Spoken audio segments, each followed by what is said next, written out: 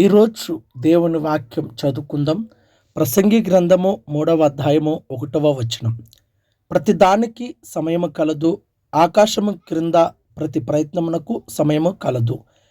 ప్రియమైన సహోదరి సహోదరుడా, నువ్వు చేస్తున్న ప్రతి ప్రయత్నం కానీ ప్రతిది కూడా ఇంకా జరగక ఇంకా ఆలస్యం అవుతుందని నువ్వు విసుకుంటున్నావా? అయితే ఇంకా నీ ఇంటిలో ఎంత ప్రార్థన చేసినప్పటికీ ఇంకా మారు మనసు రాలేదా?